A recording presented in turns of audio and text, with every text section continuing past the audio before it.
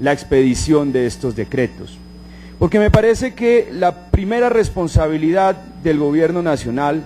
debe ser predicar con un ejemplo de absoluta transparencia y claridad a la hora de explicar las razones, los motivos y el contenido de los decretos.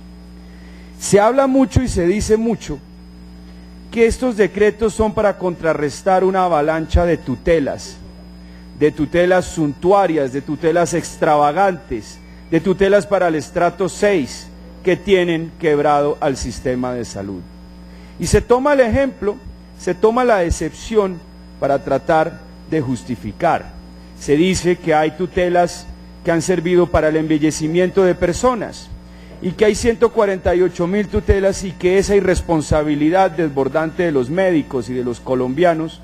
lleva a que se haga necesario limitar la autonomía de los médicos y limitar también por consiguiente el acceso de los colombianos al derecho a la salud. Es importante resaltar que esto es un artilugio, esto no es un argumento, esto es la utilización de dos elementos diferentes que nada tienen que ver entre sí para sacar la conclusión que uno pretende. Con esto no se pretende argumentar, sino que se pretende manipular, forjar una falsa impresión en los colombianos.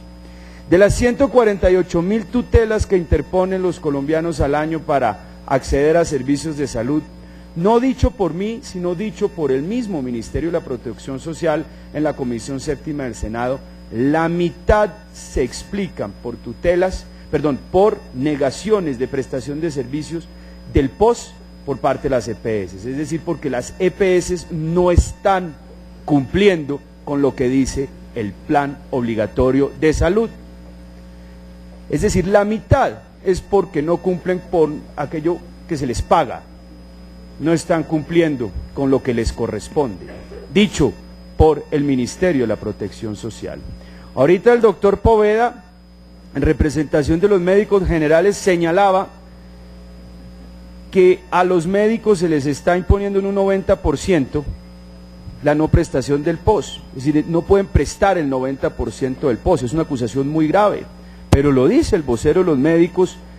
generales de este país. Entonces el argumento de las tutelas es falso, el argumento de que las 148.000 tutelas son irresponsabilidad de los médicos o buscan tratamientos suntuarios, me parece que no justifica de ninguna forma la expedición de estos decretos. Y yo le rogaría al gobierno que no acuda a este argumento porque es una forma de manipular o de forjar una falsa impresión en los colombianos. Por otro lado se dice después que no, que es que lo que se busca en últimas es igualar el POS del régimen subsidiado con el POS del régimen contributivo. Eso no es cierto.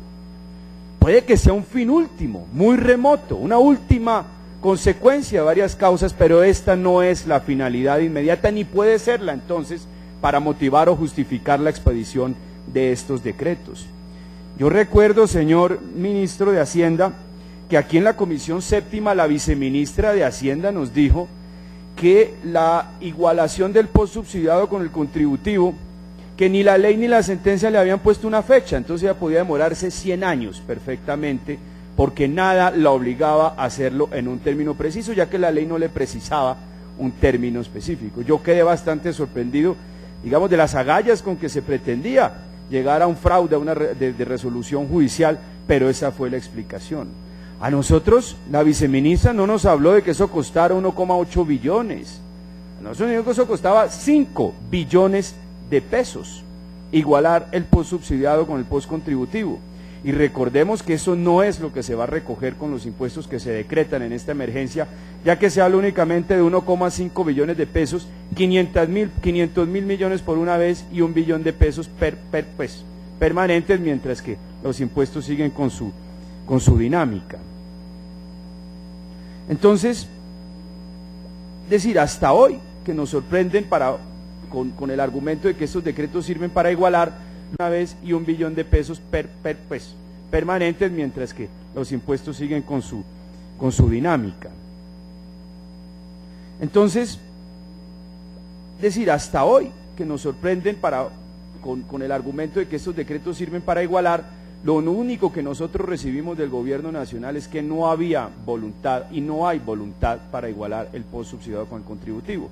Ahorita yo creo que la exposición de la vocera de la CRES es más que diciente. No dijo nada, señora Walteros. Usted no expuso absolutamente nada. Solo dijo que había un plan piloto en la ciudad de Barranquilla. En esta misma comisión séptima, doctora Walteros, yo le pedí formalmente que me entregara un cronograma, que me entregara los pasos que están asumiendo o siguiendo ustedes para llegar a cumplir con esa obligación legal y obligación que también le impone la Corte Constitucional. Y hasta el día de hoy no ha habido absolutamente ninguna entrega de material o entrega de algún cronograma de ustedes que nos permita ver que sí están trabajando hacia la igualación del post subsidiado y del post contributivo. Y yo entiendo que no lo hagan a ninguna velocidad porque no hay plata en el presupuesto, no hay 5 billones de pesos para igualar el post subsidiado o el post contributivo, o ahora los 1.8 billones que mencionan ustedes, porque ya no sabemos a qué atenernos ni a qué cifras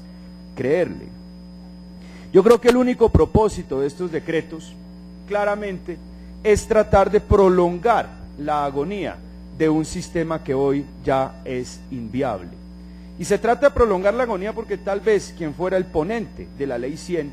en ese entonces el actual presidente de la República, no quiere tampoco ser el enterrador de un sistema que perdió sus pilares, que perdió sus bases de granito sobre las cuales se sostenía.